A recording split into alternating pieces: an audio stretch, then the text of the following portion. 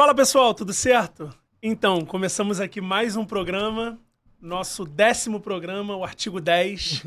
E hoje estamos com uma super convidada e temos uma super novidade para passar. Matheus vai apresentar a convidada e vamos passar a novidade. Então, pessoal, antes de eu apresentar a convidada, eu queria fazer um pedido para vocês. Em primeiro lugar, que vocês compartilhem o nosso programa. Se inscrevam no nosso canal, aquele papo de YouTube. Mas é para que esse conteúdo chegue cada vez mais em mais pessoas, pessoas do direito ou não. E isso é muito importante pra gente. Vamos falar da convidada hoje com muito orgulho, mais uma vez com muito orgulho. Ela que é diretora do Departamento de Ensino da Escola da Magistratura do Rio de Janeiro. Mestre, doutora, pós-doutora pela Universidade do Estado do Rio de Janeiro. Eu, como sempre, falo que eu deixo que o convidado conte um pouco também do currículo, até para surpreender vocês. Doutora Bianca. Iniciei a gravação. Estamos gravando. Eu te passo em 3, 2, 1. E vamos começar o episódio.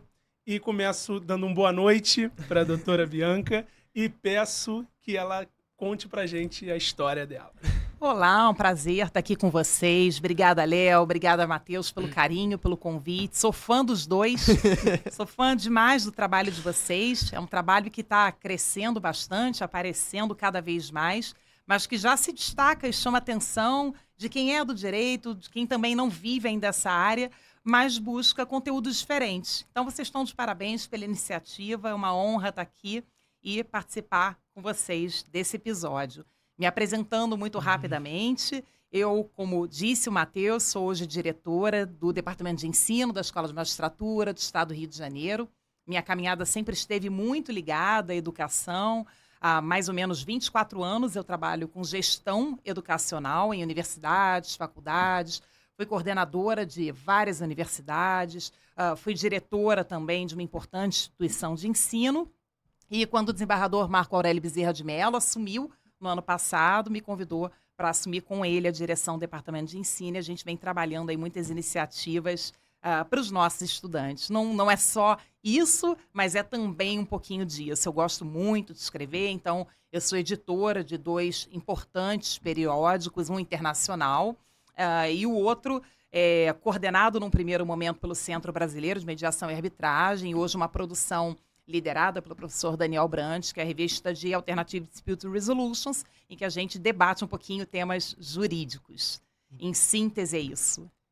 Em síntese, é uma pequena síntese. Como nossa primeira pergunta, não é uma pergunta, é um pedido, né? O Léo sempre faz isso. A gente pede que a convidada ou convidada conte um pouco da sua história, da sua trajetória, que é isso que a gente busca aqui no programa. Então, fique à vontade. Se quiser se estender, pode se estender.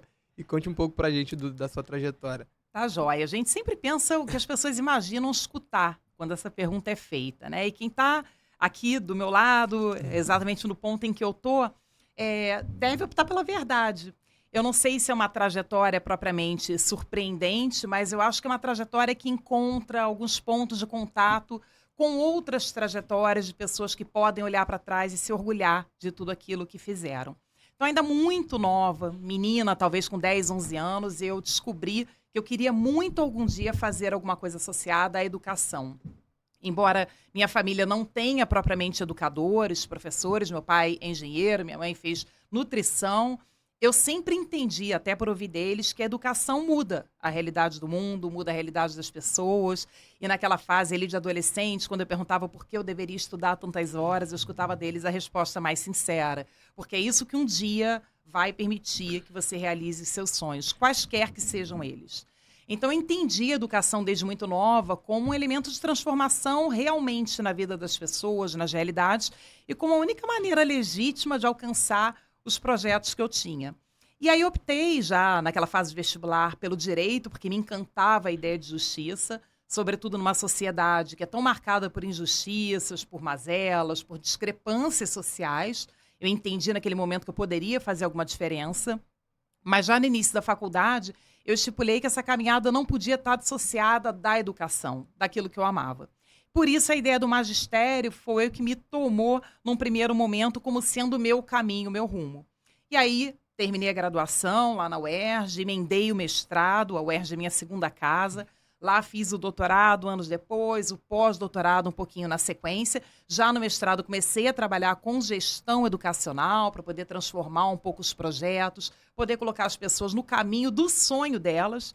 E aí eu descobri que o direito, talvez com alguns outros cursos, traz um leque enorme de possibilidades. Então a gente abraça muitos sonhos. Tem a pessoa que chega numa faculdade, quer de repente advogar, tem aquela pessoa que quer fazer um concurso público porque entende que a estabilidade é um fator determinante para a felicidade dela. E tem algumas pessoas que, como eu, entendem que a educação e o ensino do direito devem ser o caminho precípio ali a ser perseguido. Então, eu emendei todas essas especializações. Acho que, para quem pensa em seguir a academia, esse é um elemento do qual não se pode prescindir. A especialização é muito importante nos tempos em que a gente está vivendo, não propriamente por ser um elemento diferenciador na competitividade, mas porque é uma capacitação que te prepara para o que você vai enfrentar. Toda vez que a gente entra numa sala de aula, mais ou menos como acontece aqui nesse nosso bate-papo, né? A gente não sabe exatamente o que vai ser perguntado, mas o que se imagina é que você está preparado para responder de alguma forma, com alguma coerência, tudo aquilo que está sendo indagado. Então, a especialização é muito importante. E eu sempre gostei de escrever muito. Escrevi dissertação, escrevi tese, e aí isso foi aumentando um pouquinho, ganhando volume. Comecei a escrever artigos, alguns livros, e entendi que participar também como editora de alguns periódicos poderia me trazer essa experiência de ler e julgar, avaliar o que outras pessoas estão pensando sobre os temas que eu domino. A gestão sempre foi uma parte muito importante da minha vida, e eu acho que transformou a minha história. Eu costumo dizer, aliás, repetindo, né, uma frase muito conhecida, que eu sou eu com as minhas circunstâncias. A gente vai se transformando a partir também da história dos outros. Então, muitas vezes, eu já cheguei para trabalhar com opiniões formadas sobre determinados assuntos, com um sim ou não já pré-estabelecido, e ao escutar o relato de um aluno, eu mudei completamente o meu convencimento. Eu olhei de outra forma para aquele problema, eu enxerguei um outro lado, e a simpatia é muito importante nas nossas relações, um outro lado que num primeiro momento eu não tinha vislumbrado, e entendi que os manuais são relevantes, os regulamentos, os regimentos, mas, sobretudo nas relações humanas, ouvir o outro é muito importante. A gente costuma brincar, sobretudo entre os gestores, e dizer que a gente prepara muitos alunos no direito para o exercício da oratória, mas a gente deveria trabalhar também a escutatória, porque as pessoas estão muito aptas a falar, a colocar o seu ponto de vista, mas elas esquecem que 2 monólogos não fazem um diálogo. Não é assim que elas vão caminhar bem, vão crescer e vão se entender. E aí, embora essa parte jurídica tenha acontecido para mim de maneira muito rápida e sempre dentro do que eu esperei, eu alcancei os espaços que eu pretendia ocupar, eu senti a falta também de trabalhar em mim, na Bianca, algumas aptidões, porque a gente nasce com o nosso pacote de qualidades, de defeitos. Acho que todos nós temos um temperamento que a gente não muda, mas talvez a gente consiga sempre lapidar o comportamento. E eu sempre me cobrei ser um ser humano melhor. Ser um bom profissional é ótimo, é importante, mas acho que para a gente fazer diferença na sociedade, na vida de outras pessoas, a gente precisa melhorar nessa trajetória relativamente curta que todos temos aqui. E a vela fez uma diferença muito grande nesse meu caminho. Eu, observando alguns velejadores por conta de trabalhos e pelo envolvimento que eu tive com a Confederação Brasileira de Vela Profissional, entendi que eles aceitavam bem situações que talvez gerassem em mim, no primeiro momento, frustração, angústia. Eu vi eles saindo para velejar e precisando voltar, regatas sendo suspensas porque acabou o vento, pessoas perdendo ali uma competição porque o vento rondou, mudou de direção e elas não conseguiram se ajustar. Isso foi muito importante para mim, sobretudo no momento da pandemia que nós atravessamos, em que existiam tantas incertezas, tantas dúvidas, como a gente vai seguir, como o mundo vai ficar, como a gente continua exercendo o nosso ofício.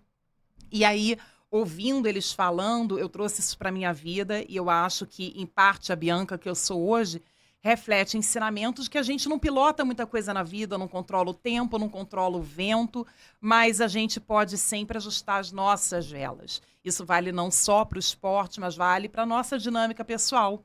E todos os dias eu acordo com esse espírito do velejador. Eu não sei o vento que eu vou encontrar, as rajadas que virão, eu não sei em que barco propriamente eu estarei velejando, mas eu acordo disposta a sempre ajustar minhas velas e circunstâncias para que eu possa entregar o meu melhor naquele momento, naquele dia, para aquelas pessoas, naquele ambiente de trabalho. E acho que é isso. Viver é muito mais falar sobre nós do que propriamente sobre o ambiente que nos cerca, assim como velejar é muito mais falar sobre um velejador do que propriamente sobre as condições do barco ou do vento. Eu acho incrível que quando nós recebemos professores aqui, e a imensa maioria foram professores, eles passam esse sentimento de amor pelo ensino, pelo magistério. Eu percebo no olhar o amor que eles sentem por isso. E me lembrei agora de uma frase que o Dr. Alexandre Câmara, quando esteve aqui, disse que ele não é apaixonado pelo direito. Ele ama o direito, porque paixão passa e o amor não passa. Eu acho muito bonito e muito interessante quando as pessoas sentam aqui e falam desse amor por ensinar. E aí eu pergunto a Bianca, como pessoa, o que é para ela esse amor? O que ela sente com isso? Eu acho que renovar o amor pelo que a gente faz, estamos aqui falando mais diretamente do direito, é todos os dias lembrar do porquê a gente começou a caminhar. Tem que existir um propósito, e há dias que são mais difíceis para todos nós, nem todos os dias são fáceis, nem todo mundo que cruza o nosso caminho compreende o que a gente está tentando fazer. Então, há alunos que são gratos, há alunos que não são gratos, há professores que entendem, compartilham desse mesmo espírito, há outros que eventualmente falham no exercício das suas tarefas. Mas por que a gente continua? É pelo amor. Como disse o desembargador Alexandre Câmara, amar é acreditar no seu propósito apesar das adversidades. Elas existem para todos nós. Eu gosto, inclusive, de pensar sobre isso, porque isso tira também a gente um pouco daquele papel de vitimização, que é quase que natural. Normalmente, quando a gente passa por uma adversidade, a gente pensa, poxa, falando aqui como mulher, se eu fosse homem seria mais fácil. De repente, o homem, em algumas situações, pensa, poxa, se eu fosse mulher, não fariam isso comigo. E esse é um lugar ruim. A gente se coloca nesse papel de vitimização, se prende muitas mazelas, né, que às vezes acontecem, e acaba esquecendo que a gente precisa ser maior que tudo isso. Para a gente vencer, para as coisas acontecerem da maneira que a gente imagina, a gente não precisa necessariamente ser homem ou ser mulher, ou ter nascido numa condição privilegiada, ou numa condição menos privilegiada. A trajetória a gente faz. E é esse amor que nos impulsiona, apesar de todas as circunstâncias e das adversidades. Então, acho que todos os dias acordar e lembrar do seu propósito, pensar por que eu comecei a caminhar, por que eu escolhi o direito, por que eu escolhi a gestão educacional. Isso faz com que a gente entenda e perceba nesse termômetro que o desembargador Alexandre Câmara bem colocou aqui, se a gente está no nosso rumo. Porque se um dia a gente acorda e pensa, poxa, hoje não vale a pena trabalhar, hoje eu vou ser mediano, hoje eu vou fazer o que a média faz, vou chegar ali, vou apagar os incêndios, como alguns dizem, e depois vou embora, acabou. Era paixão. Você viveu aquilo com intensidade durante algum tempo, mas, de repente, ali na primeira adversidade, no primeiro embate, na primeira dificuldade, você se desencantou. E perder esse brilho, gente, é viver a necessidade de rever o rumo. Não dá para viver uma vida morna. A gente consegue viver períodos de indecisão, mas isso não pode ser eterno. Não dá para todos os dias você chegar no seu ambiente de trabalho, para você viver o direito, que é tão intenso, com tanta gente esperando de você o melhor, de maneira mediana. Até porque o mundo está cheio de gente mediana, né? Se a gente está falando aqui de uma trajetória bem-sucedida, se a gente está falando aqui em ter algum destaque naquilo que a gente se propõe, é preciso fazer o que a imensa maioria não faz para chegar lá. Muita gente quer estar, às vezes, onde algumas pessoas estão, mas ninguém quer fazer o que elas fizeram para chegar lá. E sempre dizem, poxa, esse teve sorte, esse é privilegiado, esse aí Deus ajudou. Claro que tudo isso é importante, ninguém está desconsiderando o elemento sorte, ninguém está desconsiderando, eventualmente, a intervenção divina, mas o quanto aquela pessoa caminhou para chegar até ali, quanto ela pensou, quanto ela se arriscou. O risco faz parte da vida, as pessoas tentam tirar esse elemento, muitas vezes, do jogo e fazer apostas sempre certeiras, e não há certeza absoluta. em torno de nada na vida. É importante planejar, é importante arriscar e é importante acreditar. E você só acredita se você ama. Se você não ama, você não vai apostar no casamento. Quem te garante que ele não vai terminar? É um risco, é uma aposta. Se você não ama, você não vai se envolver num projeto, né, que traga outras pessoas para esse mundo, não vai ter filhos. Porque se eu não amo criança, realmente não é o melhor a fazer. E se eu não amo direito, como eu vou viver isso para sempre? Como eu vou ficar ali, né, morno, tentando entregar mais ou menos aquilo que esperam de mim? Então não dá, é o amor que impulsiona tudo, que faz tudo acontecer, que está sempre na frente de todos aqueles que alcançam sucesso, sem dúvida nenhuma. A sua trajetória teve como um pilar a educação, o educar, mas também a maneira diferente de enxergar isso, de transmitir isso, que foi voltada para um lado de gerir a educação, de saber como passar. Eu acredito que tem uma maneira diferente de enxergar isso, porque é justamente, por exemplo, na Emerge você tem um papel de apoio, as pessoas se apoiam em você. A Bianca vai solucionar o meu problema, vai saber me encaminhar. Quando ou como isso começou e o quanto isso foi mudando também ao longo do tempo, ao longo dos cargos, para que essa confiança fosse depositada em você. Transmitir a educação dessa forma, de gestão. Bacana, Matheus. Eu acho que o importante na vida é a gente sempre buscar um papel de protagonismo. Eu sempre estabeleci na minha caminhada que eu seria protagonista da minha história. E como disse agora há pouco, né? Eu nunca quis repetir esse discurso muitas vezes comum, não propriamente falacioso, mas muito comum de que eu era uma mulher e que, portanto, as coisas seriam mais difíceis, ou que eu teria que lidar com desafios enormes de conciliar maternidade, vida pessoal. Eu sempre estabeleci para mim que, apesar de tudo, eu seria protagonista da minha história. E ser protagonista da sua história implica em exercer uma função em que você tem alguma liberdade decisória. Então, se eu só ficasse em sala de aula, eu teria minha liberdade de cátedra, eu poderia metodologicamente impactar o meu aluno do jeito que eu entendo que é melhor para ele, mas eu não poderia mexer em alguns pilares da educação que me pareciam muito defasados, que me pareciam eventualmente não construtivos para aquela caminhada do direito no momento em que a gente está. E a gestão me abria essa porta, esse papel para o protagonismo. Eu costumo dizer para os alunos, muitas vezes, que ser protagonista da nossa história, estar à frente de um cargo importante numa gestão educacional e querer o bem deles não é necessariamente dizer sim. Porque quem ama o que faz e quem ama as pessoas destinatárias do nosso trabalho não diz sim o tempo todo. Até porque o sim é o caminho mais fácil. É muito melhor a gente dizer sim do que dizer não. O não dá o trabalho da justificativa. Pensa lá no voto do desembargador. Se ele vai deferir o pedido, deferiu, a parte está feliz, a beça, ele não precisa justificar. Se ele vai negar, aquela fundamentação tem que ser ampla. A pessoa tem que, no mínimo, entender porque não alcançou aquele objetivo. Então, muitas vezes eu digo não, mas o que eu procuro fazer é dizer um não fundado, um não em que fique claro para os alunos, para os professores, eventualmente, porque naquele momento, pelo menos, não é possível atendê-los, porque aquele caminho não é o melhor. Mas ao longo do tempo também eu fui temperando isso. Você perguntou, né? O que mudou ao longo do tempo? A Bianca. A gente amadurece, a gente está em constante processo de transformação. A educação, assim como os seres humanos, não é um pacote estanque, fechado, pronto e acabado. Tudo precisa ser revisto a todo tempo. Então, já fui muito mais incisiva, sem dúvida nenhuma, nas minhas convicções. Se eu entendia que uma determinada coisa não procedia, um determinado caminho não era o melhor, era um não absoluto. Não será desse jeito, vai ser da forma como eu quero, como eu acredito, e ponto final.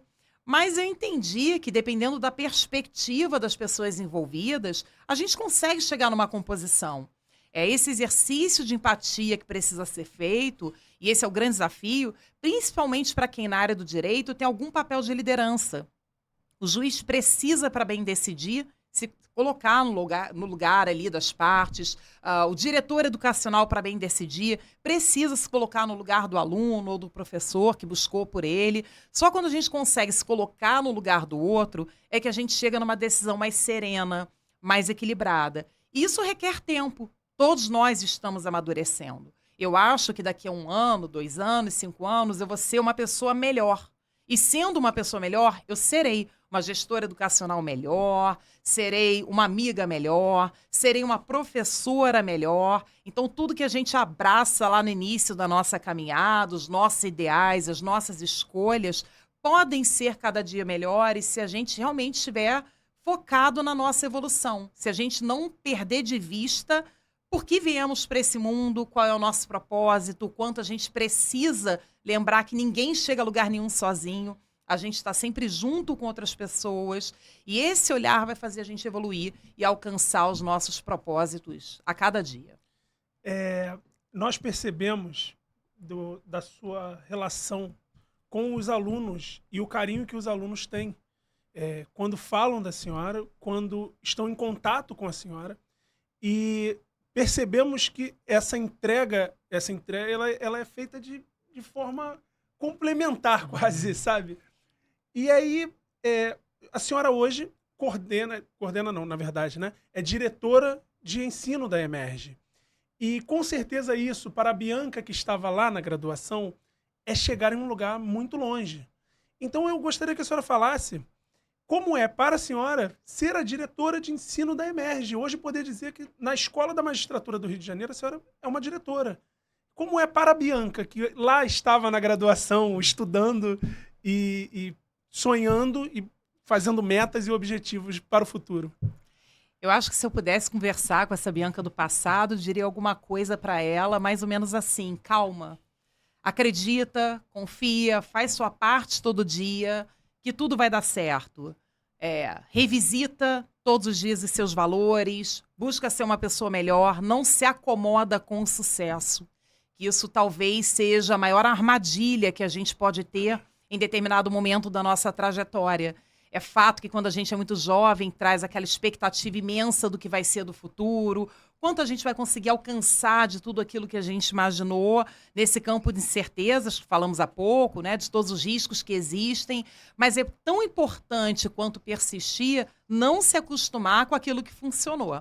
Então, se algum momento eu tivesse me acomodado com a minha coordenação lá na Escola de Direito da Fundação Getúlio Vargas, que foi uma experiência incrível, e eu tinha 20 e poucos anos, certamente eu não teria vivido a coordenação nas universidades que vieram depois, eu não teria sido diretora de um outro curso imenso, que hoje é líder na formação de procuradores no estado do Rio de Janeiro, e não teria recebido o convite que eu recebi do desembargador para ser diretora da Emerge.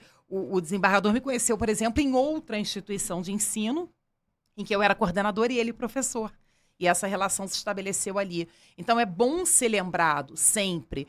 E eu acho que manter essa boa reputação é um trabalho muito árduo, tão difícil quanto alcançá-la. Porque a gente tende a se acomodar com o sucesso. Há uma tendência natural no ser humano e, de repente, pensar, poxa, eu não vou receber esse aluno, que é o 5º do dia, como eu conversei com o primeiro, com a mesma atenção ou com o mesmo tempo.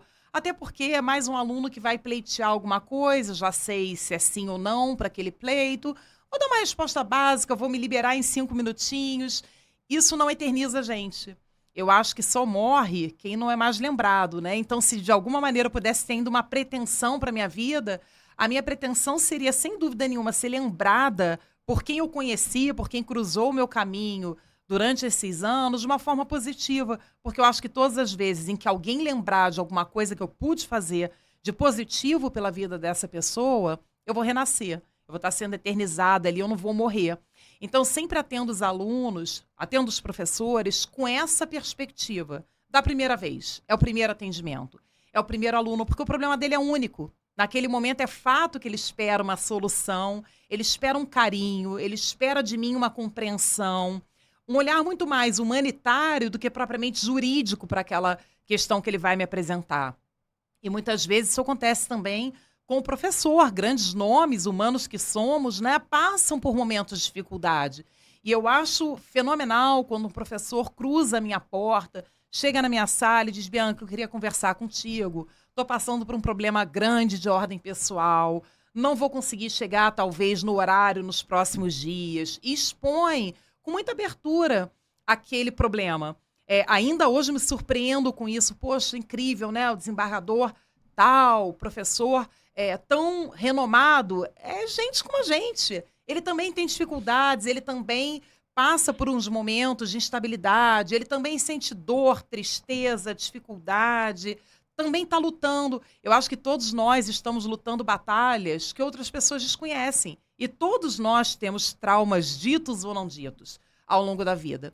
E é importante olhar para o aluno, é importante olhar para o professor com esse olhar. É a primeira vez, é o atendimento que pode fazer toda a diferença na trajetória dele. E o tempo confirma isso.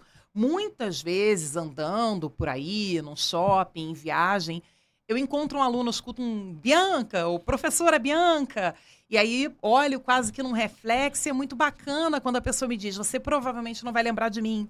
Eu fui seu aluno há 20 anos atrás. Eu fui seu aluno quando você era coordenador de determinada instituição. E eu quero te dizer que aquele pedido que você deferiu ou aquela conversa que nós tivemos mudou minha trajetória. E é muito bonitinho quando a gente recebe o convite para posse de tantos alunos. A gente vive também o drama deles, nem tudo caminha de maneira satisfatória, nem sempre há vitórias a contar.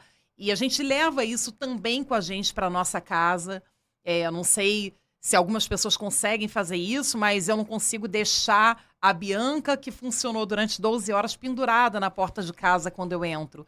Então, a família, claro, espera muito em termos de atenção, de carinho também quando a gente chega, mas eu levo comigo hoje 800 pessoas que fazem parte do meu dia a dia lá na Emerge, outras tantas que fazem parte da minha vida na Confederação Brasileira de Vela, e cada um dos milhares de alunos que um dia cruzaram o meu caminho. Porque quando eu vou para minha casa, muitas vezes eu fico refletindo sobre situações que de maneira imediata eu nem soube resolver. E muita gente pergunta isso. Depois de 20 anos numa gestão, é mais fácil decidir? É mais fácil o dia a dia? Não é mais fácil. Não é mais simples porque as pessoas nunca são iguais. Do mesmo jeito que a água não corre 2 vezes no mesmo lugar, nenhuma regata é igual a outra, nenhum vento é idêntico ao outro, os problemas também não são iguais, os seres humanos são diferentes, as necessidades de cada aluno são muito individualizadas. E eu não tenho nenhum problema em, muitas vezes, olhar para eles e dizer, me dá um tempinho. A gente pode voltar a conversar daqui a 24 horas, eu posso te ligar ou te escrever em 48 horas. Eu preciso refletir sobre essa situação. E, às vezes, o que é propriamente novo não é a situação, mas é a circunstância em que ela está se apresentando. Os problemas na vida são mais ou menos iguais para todos nós, mas a forma como nós recebemos cada um deles, o momento que a gente está passando e enfrentando aquelas dificuldades, dá um colorido muito diferenciado para aquela situação. E elas precisam ser vistas com as particularidades que elas têm. Então, eu levo cada um dos 800 alunos para casa. É muito comum, às vezes, à noite, na madrugada, quando o ambiente está mais sereno, mais tranquilo, sempre pedindo muito a ajuda de Deus. Eu acho que é bom a gente ter alguma fé, qualquer que seja ela, para tomar a melhor decisão ali, ou revisitar os casos, olhar de novo os requerimentos, reanalisar as solicitações, voltar no tempo, pensar em quem foi aquele aluno, tentar considerar a trajetória dele, porque as pessoas são sempre um apanhado de situações, elas nunca são um evento isolado ali. Então, tento revisitar tudo isso para decidir da melhor maneira a cada dia, para fazer com que eles tenham esse carinho eternizado por mim, para que eles possam olhar para trás, no caso da Emerge, depois de 3 anos de caminhada, e ter a certeza de que eu fiz o melhor que eu podia com o que eu tinha naquele momento, pela circunstância que ele enfrentou. E eles sabem que levam sempre o meu desejo muito sincero de que eles também me levem para a vida. Uhum. E é por isso que tantas vezes chegam esses convites, passei no concurso, você vai à minha posse, vou me casar, se você puder ir ao casamento. Então a gente vive uma grande troca, um grande afeto, e precisa ser assim, as relações são sempre de mão dupla. É bom saber que eles fazem parte da minha vida para sempre, que em alguma medida eu coloquei ali um tijolinho na caminhada deles, que eles sempre lembram quando olham para aquela grande edificação que ergueram. Enxergar pessoas e não números, né? E tratar cada caso como um caso. E pode ter certeza que aqui terão mais 2 convites, porque a senhora já está fazendo parte dessa nossa trajetória, desse nosso começo de caminhada. O meu primeiro contato com a senhora foi num momento meio conturbado, muitas pessoas, um local de um evento importante, mas essa mesma atenção que você demonstrou que tem durante toda a sua carreira, você teve comigo ali em 5 minutos. E isso resultou na sua presença aqui. Você me ouviu de um convite que você poderia muito bem estar com pressa, ir embora, não querer ouvir. Isso gerou o episódio de hoje. E eu, agora mudando um pouco, eu na minha graduação, eu demorei a entender e a enxergar, a saber o que era a Emerge, por exemplo. E eu sei que tem muitas pessoas que estão na graduação que ainda não fazem ideia. E tá tudo bem. Tá tudo bem. Em um ano, eu pisei na Emerge pela primeira vez, hoje tendo a senhora aqui, e eu queria que a senhora, no seu papel, do seu cargo, estando de dentro, conhecendo cada corredor, que a senhora passasse para o pessoal, que nosso público, a maioria, são alunos de direito, estão na graduação ainda, o que é a Emerge? Não a escola da magistratura que o próprio nome já diz, mas qual o intuito da Emerge? O que a Emerge traz na vida dessas pessoas? Perfeito. A Escola de Magistratura do Estado do Rio de Janeiro é uma instituição bastante tradicional no nosso estado e que tem como foco principal, e não poderia deixar de ser, até pelo nome que ostenta, a preparação de alunos, de pessoas já formadas em direito que pretendem passar para o concurso da magistratura do Estado do Rio de Janeiro. Esse não é o único produto da Escola de Magistratura, nós temos um departamento que é o DEAMA, que é um departamento voltado para o aperfeiçoamento de magistrados. Então, logo que se passa no concurso, há um tempo em que aqueles aprovados ficam na Emerge revisitando assuntos, sendo em alguma medida capacitados para exercício prático. Há também cursos oferecidos para que eles possam, na carreira, evoluir. Mas, sem dúvida nenhuma, apesar também de termos pós-graduações lato sensu acontecendo, para aqueles que buscam especialização, o grande carro-chefe da Escola de Magistratura do Estado do Rio de Janeiro é a preparação de alunos para aprovação no concurso da magistratura, notoriamente no concurso da magistratura do Estado do Rio de Janeiro. E, dentro dessa perspectiva, a Emerge é um preparatório bastante complexo, porque exige do aluno uma série de capacidades que vão muito além da capacidade cognitiva. O aluno imagina que ele vai enfrentar durante 3 anos desafios apenas nas disciplinas que compõem as suas grades. O aluno, uma vez que ingresse na Emerge, passa por 6 semestres de estudo. A gente divide dessa forma, falamos em CP1, CP2, CP3, etc., e ele pensa que se ele for às aulas, se ele estudar, fizer prova, o assunto dele estará resolvido e ele estará apto a ser magistrado. O que ele leva um tempo para perceber é que o bom juiz ou a pessoa apta a se tornar magistrado não é só aquela que domina todas as matérias que caem num concurso público. Há de se requerer também um equilíbrio, uma preparação emocional que é trabalhada com os alunos ao longo desses 3 anos. Uns conseguem perceber mais facilmente e outros menos. Por quê? Há muita pressão, há muita cobrança, não só na Emerge, mas no concurso da magistratura e na própria vida. Como todo aluno tem uma vida fora da escola e já chega com perspectivas, sonhos a realizar, cada um com a sua bagagem, cada um deles chega ali com a sua malinha, uns precisando passar no concurso ou desejando que isso aconteça para mudar a vida da família, outros desejando passar no concurso para honrar, de repente, uma tradição da família, porque vem de uma família em que todos são magistrados. O fato é que cada aluno tem a sua realidade. A gente tem um grupo muito grande hoje de alunos que são cotistas. Essa é uma preocupação da Escola de Magistratura, um compromisso do desembargador Marco Aurélio em aumentar para muito além do que o CNJ exige cada vez mais a presença de cotistas na Emerge, para que a gente tenha uma escola plural, uma escola realmente para todos que desejam obter sucesso, todos que desejam passar no concurso.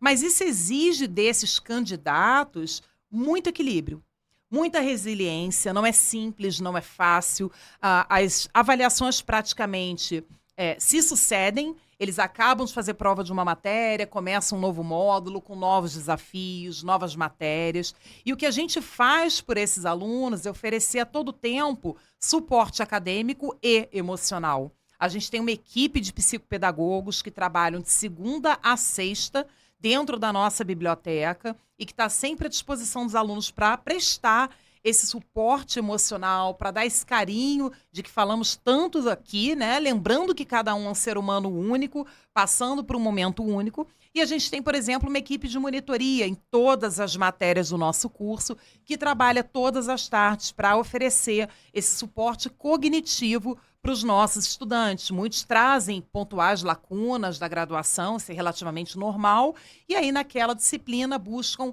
esse apoio.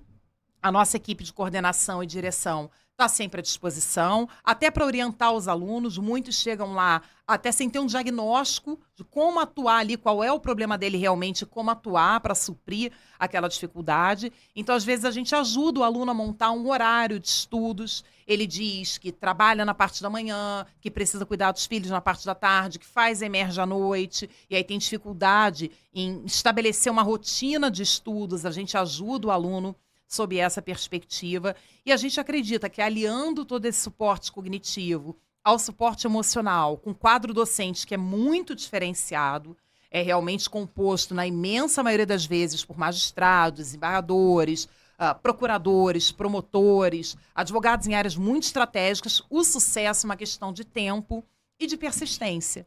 Falamos aqui durante esse nosso bate-papo o quanto isso é determinante na vida. Acreditar no propósito, estabelecer uma meta e seguir apesar das circunstâncias. Então, a Emerge faz a sua parte, a gente fornece uma infraestrutura diferenciada para o aluno, para que ele tenha um ambiente confortável, agradável para os seus estudos. Ele tem à disposição dele um quadro administrativo de primeira linha, sem dúvida nenhuma. Estamos atentos aos déficits cognitivos de cada um, às necessidades emocionais e sempre trabalhando com um quadro docente que eu tenho certeza que nenhuma outra instituição apresenta. E o sucesso vem. A gente acompanha esses resultados, concurso a concurso. A gente tem um mapeamento de quem são os 25 candidatos que estão indo agora, inclusive, para a fase oral do concurso para ingresso na magistratura do Estado do Rio de Janeiro. E é uma honra ter tantos ex-alunos dentro dessa realidade e, em breve, fazendo diferença também, positivamente, com certeza, na vida dos jurisdicionados. Então, eu tenho uma pergunta que, na verdade, já foi respondida.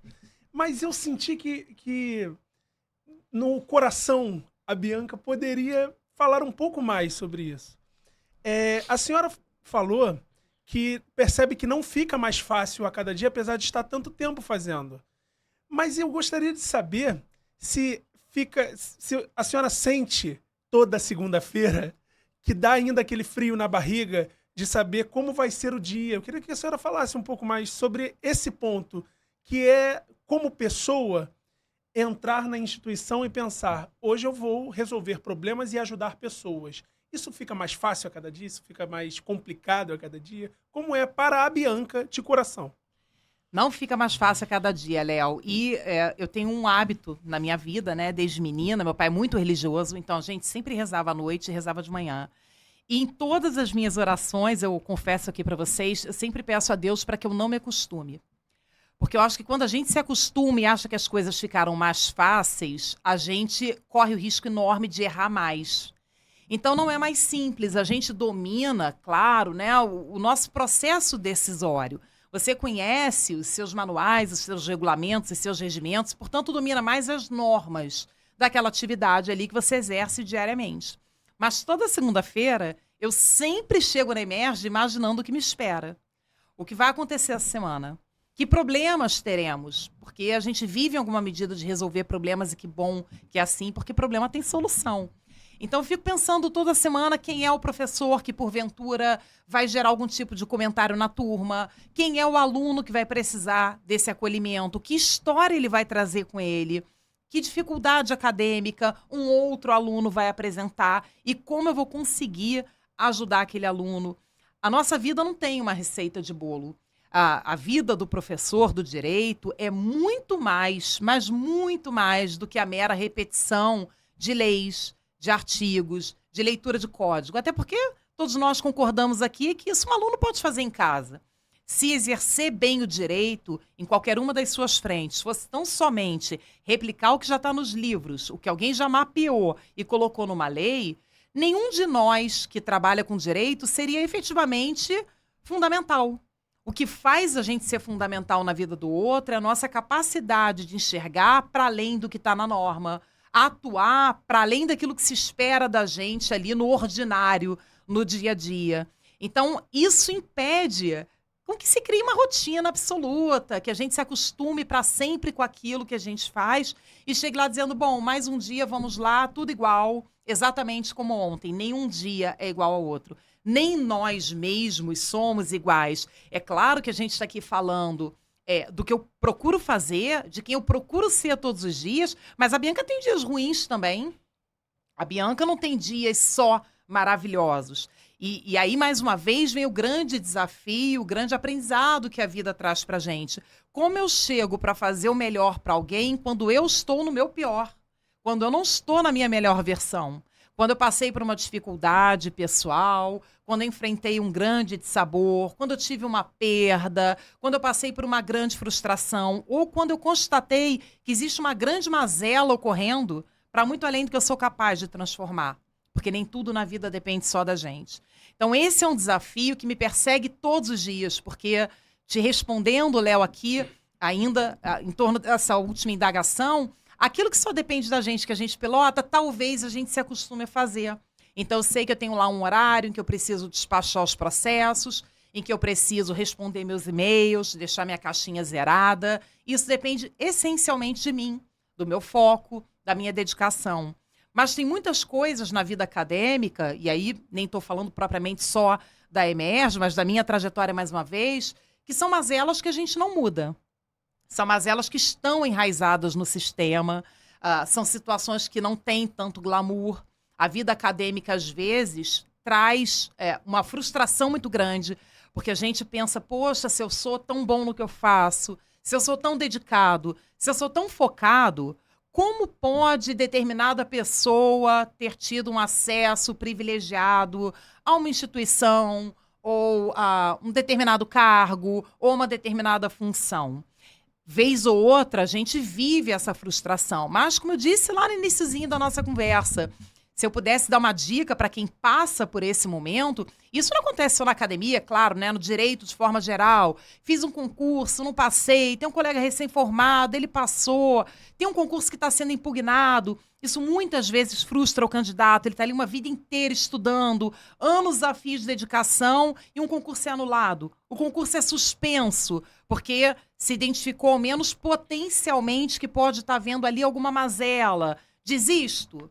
Abandono, desacredito na humanidade, essas são dúvidas que visitam a gente. E todos nós, tanto na academia, quanto na frente dos concursos e na própria advocacia, em algum momento nos fazemos essa pergunta. Vale a pena continuar, apesar das circunstâncias? Não é melhor desistir? Já que eu não posso mudar isso, eu comecei aqui falando nesse nosso bate-papo que eu queria fazer de maneira mais prioritária e protagonizando a vida, diferença na vida das pessoas. Mas se eu tenho mazelas que me impedem, vale a pena seguir? E a minha dica é, faça sempre o seu melhor. Sai do lugar da vitimização, porque é aí que ela entra. Quando a gente vê uma mazela e diz, poxa, tá vendo como as coisas são? Olha o que aconteceu nesse concurso. Olha a notícia que está circulando por aí. Olha o que aconteceu nessa frente. Como é que vou eu aqui, pessoa correta, íntegra, que vem aqui trabalhar acreditando, né, nos valores da moralidade, vou conseguir vencer isso? Como eu vou fazer diferença na vida de alguém? Ou como eu vou chegar no ponto que eu estou buscando? Se existe um sistema que é mais forte que eu, que me antecede e que tem esse tipo de coisa, de vício acontecendo? A resposta é sempre uma só. Se cada um de nós, todos os dias, buscar fazer o melhor, as coisas mudam. A gente não muda o mundo. A gente não vai transformar a realidade do universo, mas a gente vai mudar o contexto em que a gente está inserido. Não pode se vitimizar, porque senão a gente vai para aquela vala comum das pessoas que dizem, tá vendo? Não cheguei lá porque eu sou mulher. Tá vendo? Não cheguei lá porque eu não nasci numa família tão privilegiada financeiramente. Ou não cheguei lá porque eu não tenho parentes que são também da área do direito. De novo, é a gente regendo o nosso destino.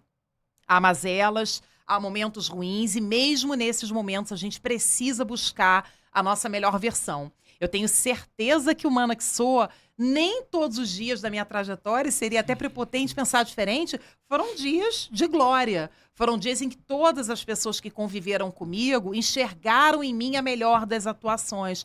Mas eu tenho certeza todos os dias que eu fiz o melhor que eu pude com o que eu tinha naquele momento. Inclusive no meu pacotinho ali, emocional, naquela arena em que eu estava lutando tantas outras batalhas.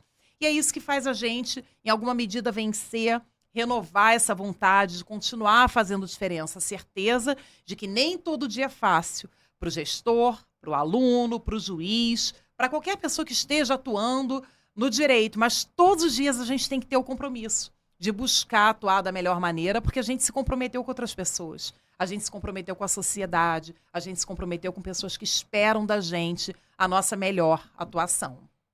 Certa vez eu ouvi de um professor que o ensinar nada mais é do que aprimorar o aprender.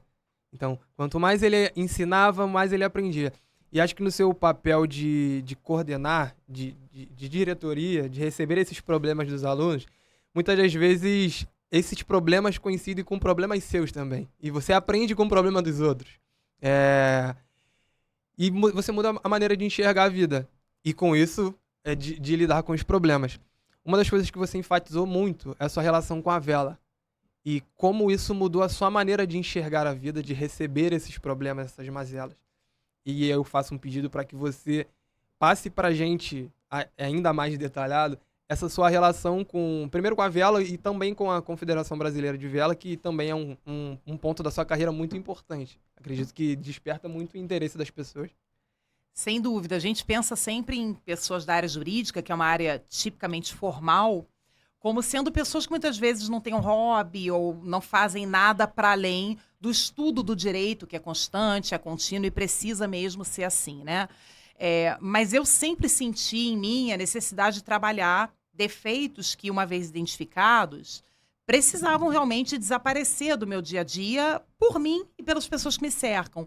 A ansiedade, por exemplo, para fazer o melhor, isso tem um calibre, tem um ponto que é bom, é positivo você ser ansioso, querer avançar, querer fazer o seu melhor, mas isso não pode virar, em alguma medida, um instrumento ali de cobrança excessivo, porque isso engessa a gente, impede de caminhar.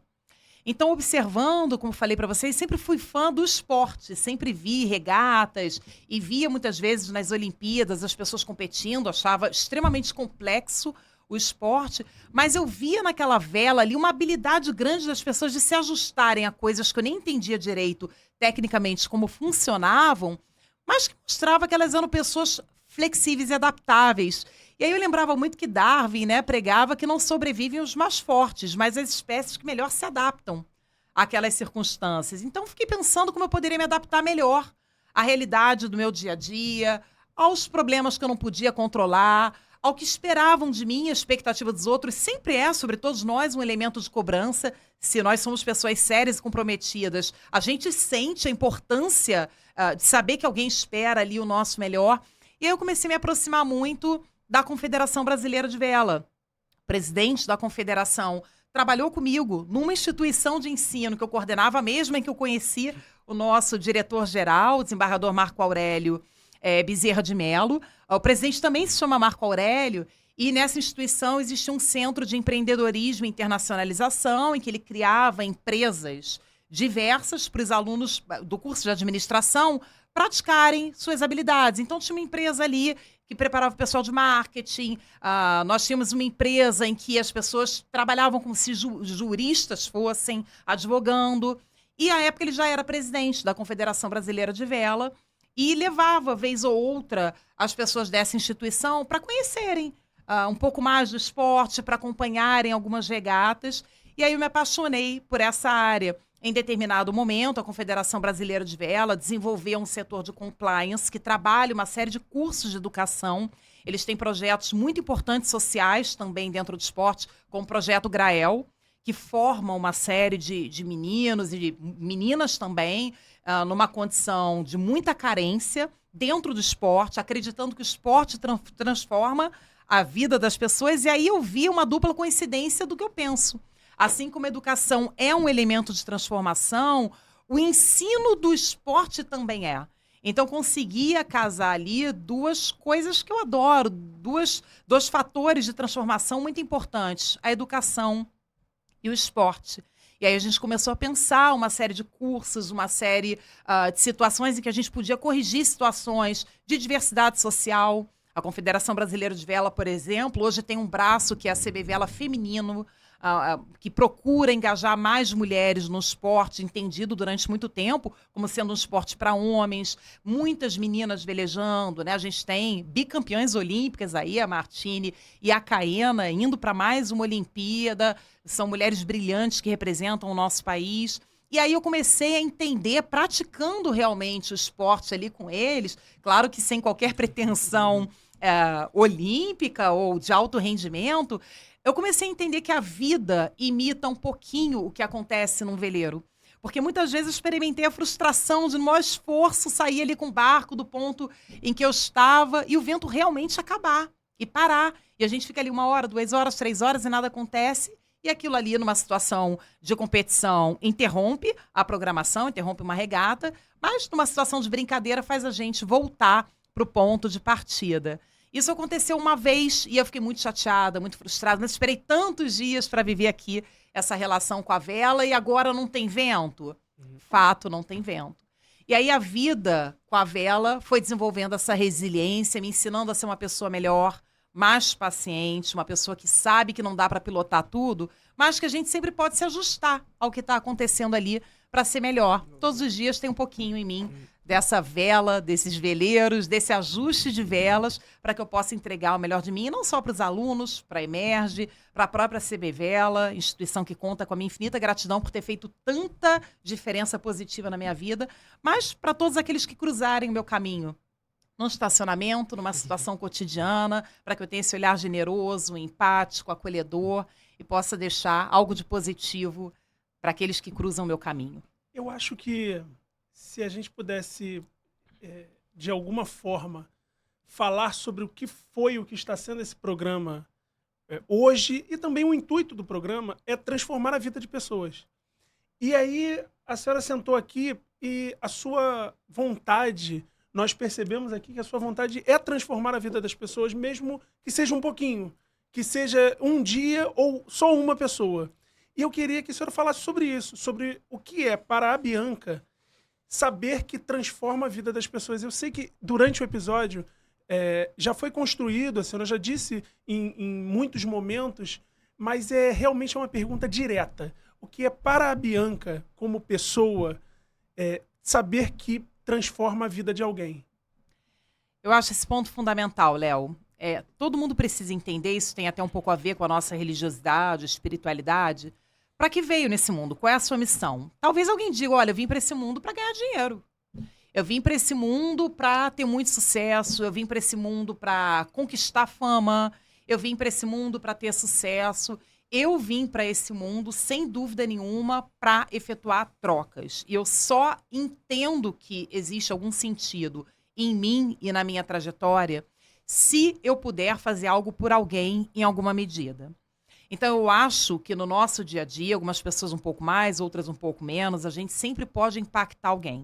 Com uma experiência, com uma palavra, com carinho. Eu sempre fui fã de projetos sociais, isso também faz parte da minha vida, de quem eu sou. Isso norteia a educação dos meus filhos, por exemplo. Eles estudam num colégio em que o braço de ação social é extremamente forte, porque eu acho bacana ter crianças ou filhos ou pessoas que entendam que, para além deles, há outras pessoas no mundo. Em situações mais privilegiadas, em situações menos privilegiadas, mas ninguém está sozinho.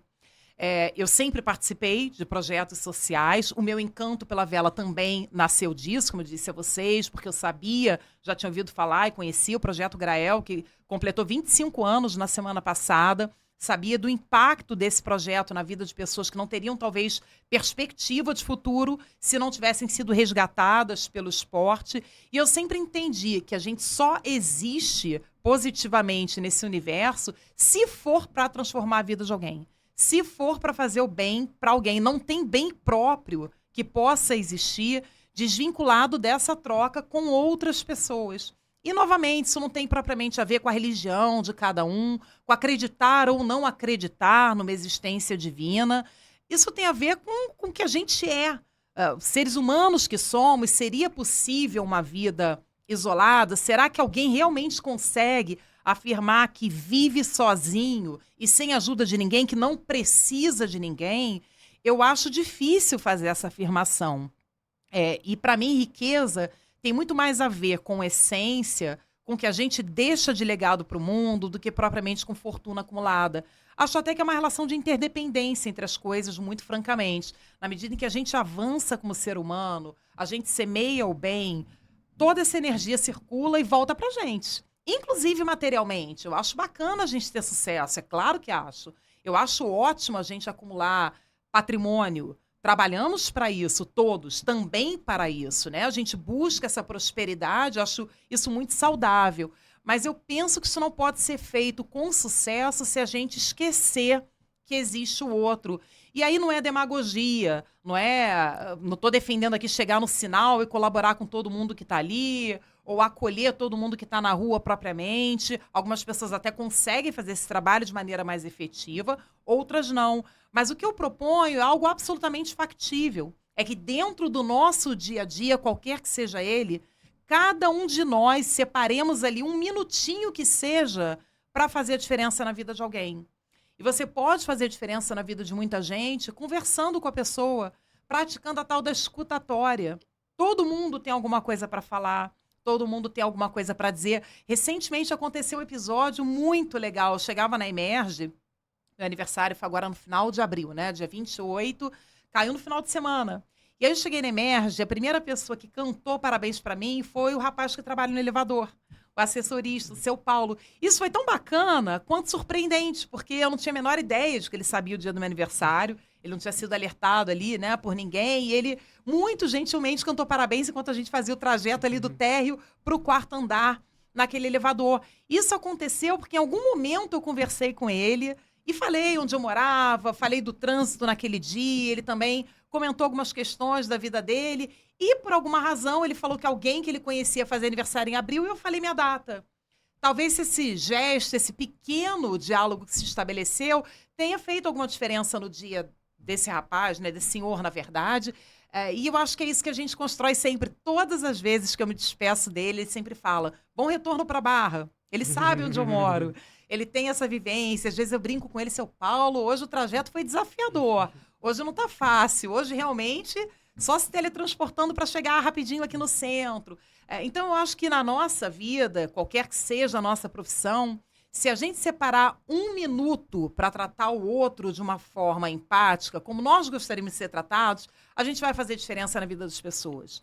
Muitas vezes, tomados aí pela rotina, pelo sobressalto, pelos tantos compromissos, eu vejo que as pessoas chegam nos lugares e não cumprimentam, talvez quem está ali na portaria, não cumprimentam as pessoas que estão ali no entorno, que fazem todo dia um determinado trabalho perto delas, se não com elas, de maneira direta. Esse passo apressado pelas pessoas é um passo apressado pela própria existência. A gente precisa parar, apesar de toda a pressa, para cumprimentar as pessoas, para ouvi-las em alguma medida. Todo mundo tem alguma coisa para dizer. Como vocês bem pontuaram, a gente se transforma a partir da realidade dos outros. A forma como a pessoa conseguiu lidar com o problema ensina a gente. Muitas vezes a gente diz, puxa vida, perdi um parente, estou tão chateada. E a pessoa diz, poxa, eu também, alguns anos atrás, passei por essa situação, foi tão difícil, eu passei, né, a dificuldade e tal, mas o que me salvou na época foi o conselho que eu recebi de um grande amigo, ou a minha religião, ou um livro que eu li que me ajudou. A gente sempre pensa a vida de outra forma. Então, acho que essa troca, ela é muito positiva. Transformar a vida de alguém, sendo bem honesta, transforma a minha. E eu não sei nem dizer em que medida eu continuo a fazer isso pelas pessoas que eu consigo impactar e em que medida eu começo a fazer isso pela Bianca. Talvez até de uma forma egoísta. Eu não sei mais se eu faço bem pelo bem para o outro, por valores e convicções pessoais, ou se eu faço bem porque é tão bom fazer o bem para mim que não dá para abrir mão disso. É uma questão de conforto existencial que eu não quero negociar. É bom a beça. Às vezes, se eu chamo a atenção lá dos meus filhos, eventualmente eles fazem alguma coisa e levam uma bronca, mas eu saio de casa sem ter falado com eles, é tão ruim para mim. Fica aquela situação tão mal resolvida, é tão ruim a gente não fazer o máximo em termos de gentileza, que eu nem penso em alguma coisa diferente. Então, acho, Léo, que transformar a vida de alguém, acho, Matheus, que transformar a vida de alguém é transformar a gente. É tão bom, essa energia circula, faz tão bem pra gente. traz tantas perspectivas positivas que a gente precisa seguir assim. E acho que se em algum momento nós formos maioria, as pessoas pensando dessa forma conseguirem ser maioria, o mundo vai ficar muito melhor para todos. A gente vai conseguir viver dias mais tranquilos, dias mais serenos, dias de menos bipolarização em tantas questões, de menos ódio, né? Estamos aqui numa mesma caminhada, todos com o mesmo propósito de viver da melhor maneira, todos buscando de alguma forma os mesmos valores, porque ninguém pode querer o caos ou achar que é bacana, né? Viver no caos. A gente chega lá. Eu te fiz essa pergunta como uma forma de provocação para fazer uma próxima pergunta, que é essa. Transformar a vida das pessoas, buscar transformar a vida das pessoas, lida muito com pessoas que pensam em desistir muitas vezes. E aí eu quis fazer essa pergunta antes de fazer a pergunta se um dia a Bianca já pensou em desistir. E por isso eu iniciei dessa forma e agora eu trago essa provocação. Bom, quero dizer primeiro que vocês já fizeram muitas transformações na minha vida aqui, né? Nesse nosso bate-papo. Eu acho que revisitar a Bianca de 46 anos atrás e essa trajetória já é muito transformador, porque eu encontrei várias Biancas nesse caminho aí. E uma delas foi a Bianca que pensou em desistir, sem dúvida. E não dá nem para dizer para você, Léo, que essa é uma Bianca que nunca mais apareceu no caminho ou que essa é uma Bianca que nunca mais vai aparecer. É muito difícil para todos nós lidar com as adversidades. É muito difícil para todos nós superar desafios, imaginar que a vida vai ser sempre do jeitinho que a gente quer. Como eu mencionei há pouco, há muitas mazelas no nosso sistema, na nossa sociedade. Estamos no Estado Democrático de Direito até a página 2. Nada é tão simples e intuitivo quanto parece. Há vezes em que a gente se pergunta se por que, fazendo tudo tão certo, de maneira tão decente, as coisas não acontecem no tempo que a gente gostaria. Por que a gente ainda vê situações de tanto privilégio desmerecido ali, de tantas situações que são questionáveis mesmo. E nessa hora, se a gente é ético, se a gente é probo, a tendência é pensar em desistir. Porque imediatamente a gente imagina que há um sistema que está posto, que nos antecede, que vai continuar existindo quando nenhum de nós estivermos mais aqui na Terra e que nós somos muito pequenininhos para transformar essa realidade. E aí a gente pensa, poxa, se eu não vou conseguir ser diferente, se eu não vou conseguir atuar da forma errada, se eu não vou conseguir me locupletar, se eu não vou entrar no sistema de mazelas, é melhor eu desistir. Eu não vou ter sucesso nessa minha caminhada. Mas eu acho que nessa hora é muito importante a gente acreditar em alguma coisa maior que tudo isso. E cada um pode se apegar ao que quiser, alguns à religião, outros, de repente, a exemplos na família. Eu gosto muito dos exemplos. Os exemplos são sempre motivadores. Então, todas as vezes na vida em que eu pensei em desistir, e foi muito mais de uma aqui, tá, Léo? Não houve uma única vez, não. Foram algumas. Eu lembrava do porquê eu comecei a caminhar e quem eram os meus modelos. Quem eram as pessoas que me motivavam? Nenhuma delas eram pessoas questionáveis. Nenhuma delas eram pessoas pouco íntegras.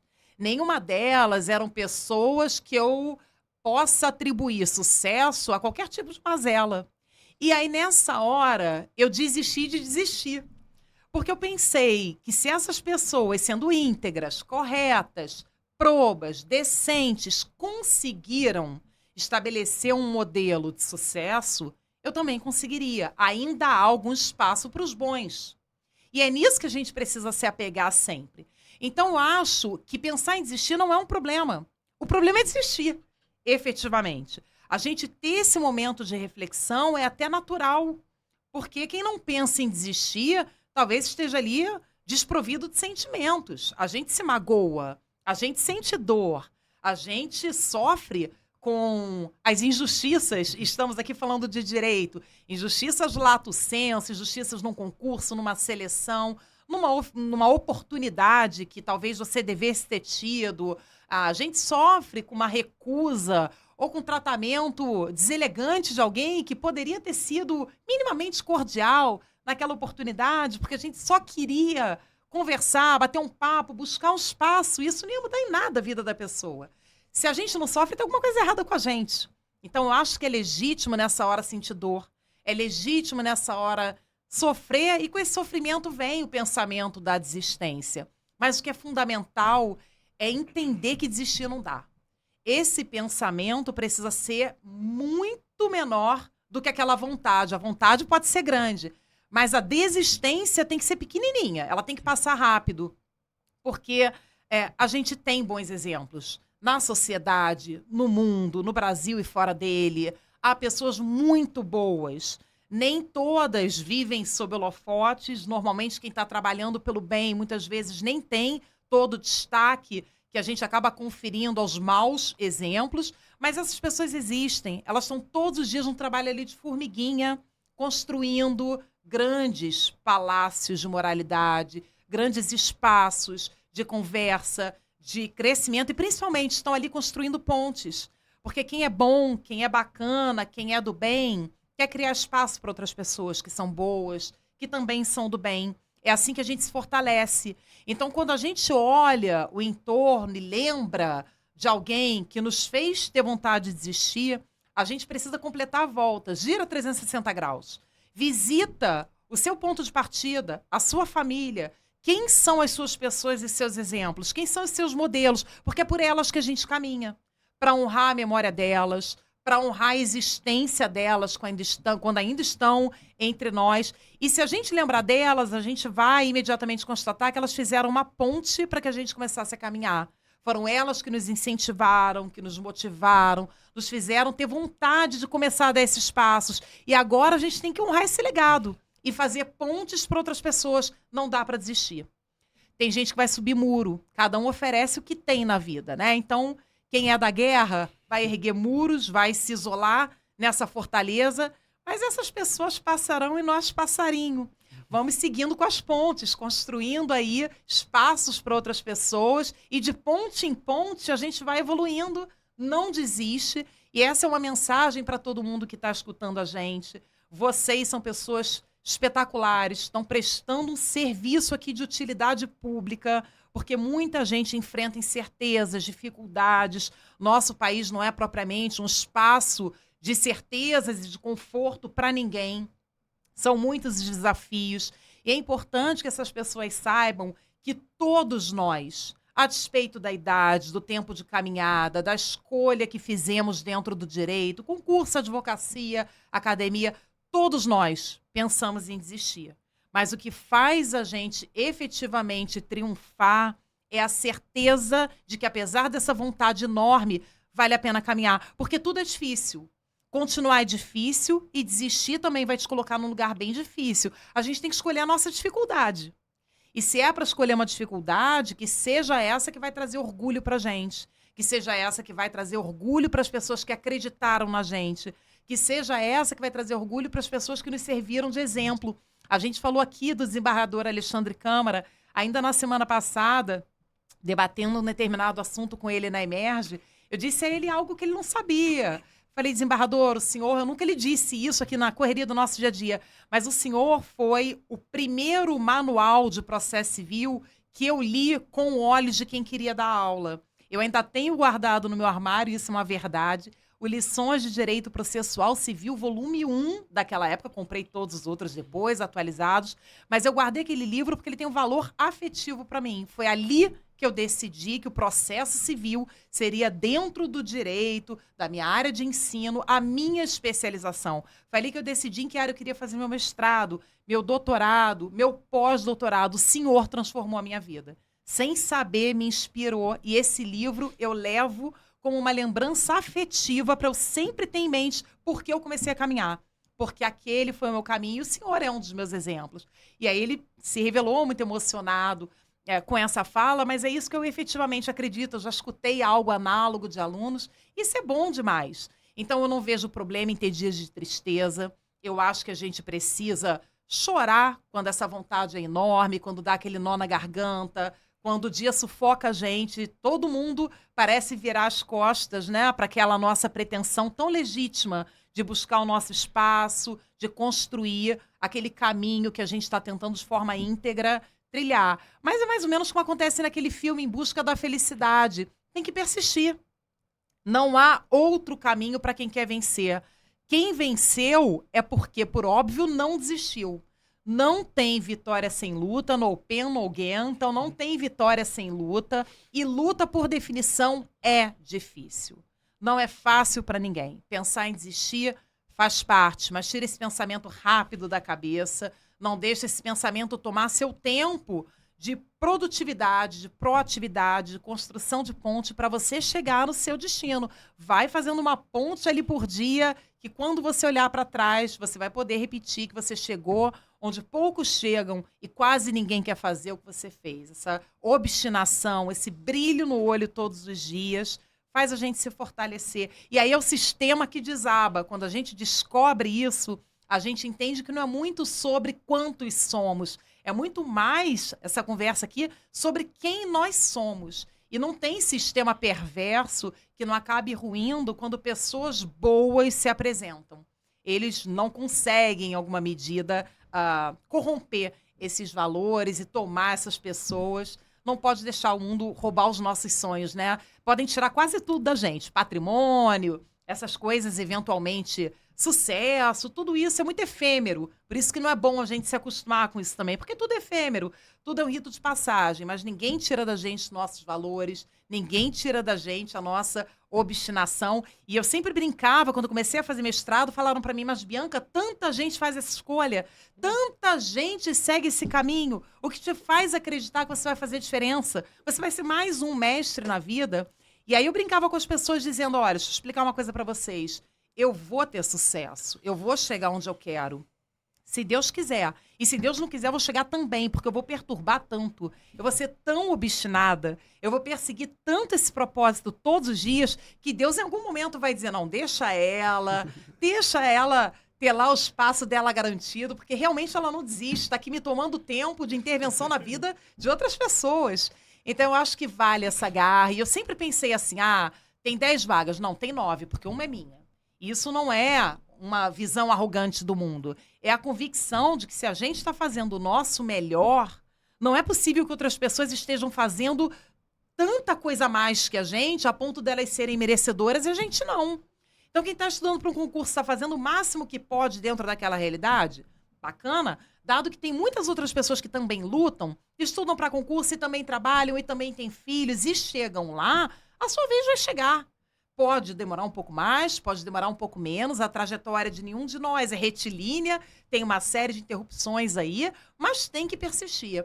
Pensa em desistir, isso não é feio. A gente fraquejar não é feio. Ter dor, sofrer, é típico de uma pessoa que humana que está inserida num mundo por vezes cruel, por vezes perverso mesmo, porque há quem queira o nosso mal só por não conseguir conviver com o nosso talento ou com o nosso espaço. A gente tem que conviver com a insegurança das pessoas, porque quem também não quer o brilho do outro é porque é inseguro, quem sabe o que é, do que é capaz e está realmente num propósito bom, não vai se incomodar com o brilho de ninguém, porque tem espaço para todo mundo que é bom nesse mundo. Todo mundo consegue conquistar ali o seu espacinho. Então, apesar dessas pessoas, dessas inseguranças, a gente tem que seguir.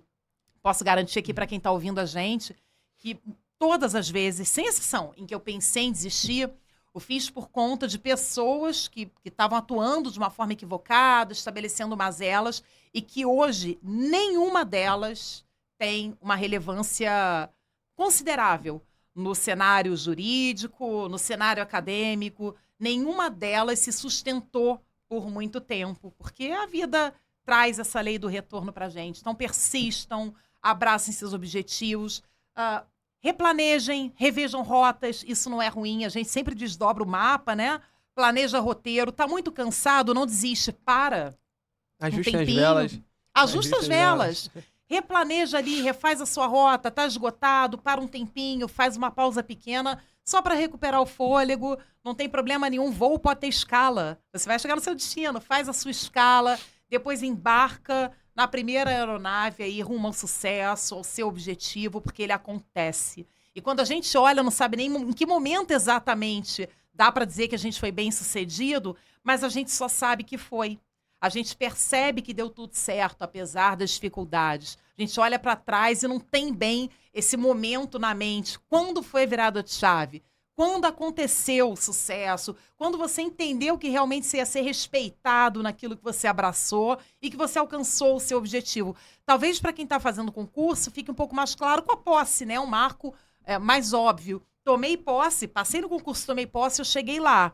Mas para quem está na academia, isso é um pouquinho mais fluido, esse marco temporal. A gente só sabe que os convites vão se sucedendo, as coisas vão acontecendo. Quando você vê, você tem ali uma rede de contatos e você está em tantos lugares, influenciando de alguma maneira outras pessoas, que você tem a certeza de que as coisas aconteceram até muito mais positivamente do que lá no iniciozinho a gente imaginava que elas fossem acontecer. Cada frase da resposta da senhora foi um ensinamento de vida e um resumo do que é a nossa ideia, do que é esse projeto aqui. E há alguns episódios nós recebemos aqui uma advogada, professora, que inclusive foi nossa professora, e uma resposta que ela nos deu alcançou mais de 30 mil pessoas, mães, mulheres, e eu recebi de algumas mães de que nós deveríamos fazer essa pergunta a todas as mulheres que viessem aqui, todas as convidadas, porque aquela resposta da doutora Carme, fazendo menção a ela, mudou o pensamento de muitas pessoas. Porque durante a graduação nós enfrentamos desafios, e um desafio que vocês mulheres enfrentam, algumas das mulheres enfrentam, é a maternidade durante a graduação. Não só durante a graduação, mas durante a carreira, durante a trajetória, e vocês, melhor do que ninguém, sabem o desafio que é, a mudança que isso traz. Então, pelo impacto que teve essa resposta em tantas vidas, em tantas pessoas, e pelo pedido também de fazer essa pergunta, eu pergunto à senhora o impacto que a maternidade trouxe e como isso mudou a sua maneira de enxergar e de lidar. Eu fiz essa pergunta de uma outra forma, como as suas experiências fizeram mudar o seu olhar, mas como a maternidade em si, especificamente, fez com que a Bianca se transformasse, não só da mulher que não era mãe para mãe, mas da profissional que era mãe, que não era mãe e se tornou mãe, a maneira de enxergar o mundo e a profissão. É muito bom falar sobre isso, Matheus, porque há uma frase ou um pensamento que é muito verídico e que as pessoas repetem muito quando falam da maternidade, que é focado no desafio. Como é que faz temporalmente? Como lida com o tempo? Se você é mãe, se você trabalha, buscando esse sucesso, essa projeção, em princípio você estaria sendo muito mais cobrada e onerada do que os homens. Esse é um pensamento que tem seu lugar e, como disse aqui há pouco, ele não é falacioso, ele é muito verdadeiro. É um desafio enorme você ser responsável por uma vida que não é propriamente a sua e continuar gerenciando a da profissional. Mas eu não gosto de me apegar à ideia de maternidade olhando que talvez seja o grande desafio, o lado negativo dela, que é a restrição do tempo, que, claro, é natural e é esperado que aconteça. Porque eu acho, e eu convivo muito de perto, em família, com homens que criam seus filhos, sem a presença da mãe, sem a intervenção da mãe, por razões muito diversas. Então, eu acho que hoje a gente está num mundo tão plural, tantos são os desafios, que é até difícil a gente dizer, poxa, para a mulher, e só para a mulher, é muito desafiador trabalhar, tendo a maternidade colocada num outro pratinho ali da balança que a gente quer manter em linha e equilibrado. Esse desafio existe. Mas eu conheço muitos homens que não têm filhos e trabalham e precisam continuar trabalhando para sustentar não só a eles próprios, mas também as suas famílias. Eu conheço homens, eu tenho alunos que são pais e mães na família, por razões muito diversas. São eles que têm a guarda de filhos pequenos, que eles deixam na creche, que eles voltam para buscar, que enquanto eles estão ali na creche, eles fazem o curso, estão estudando. Então, eu olho a maternidade pelo lado mais positivo que enxergo nela.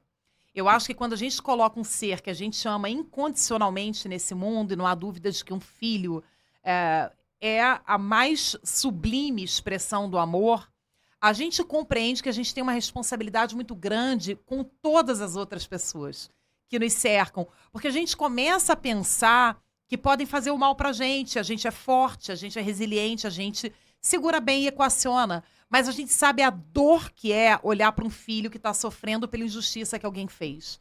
A gente começa a sentir uma dor que toca num lugar muito especial e muito diferente, de ver que o seu filho não está tendo aquela oportunidade, ou que fizeram mal para ele. E aí a gente começa a se impor a responsabilidade de nunca gerar essa dor no filho de ninguém.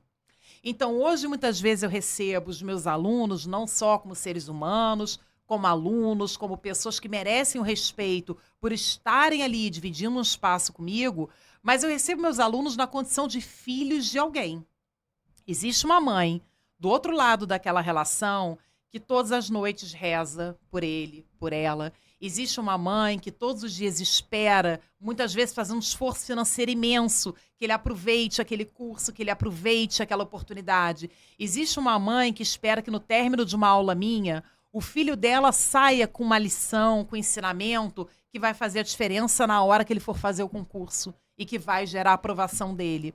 Então, eu acho que quando a gente é mãe, a gente se coloca num lugar de humanidade que é difícil alcançar sem ter essa vivência, porque a dor que geram pra gente é muito diferente da dor que geram pro filho da gente. E como mãe aqui, a Bianca mãe, pode lhes garantir, é uma dor sem parâmetros. É uma dor tão profunda que a gente acha que nunca vai cicatrizar, que ela nunca vai ser superada, porque alguém está fazendo mal pro que a gente tem de mais sagrado nesse mundo.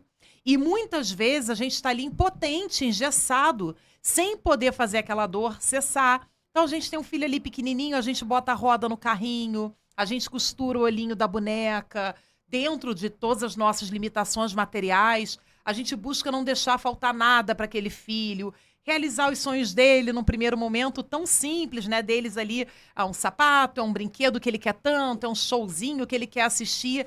Mas no momento em que essas pessoas crescem e viram protagonistas das suas próprias vidas, a gente sabe que o mundo vai ser implacável.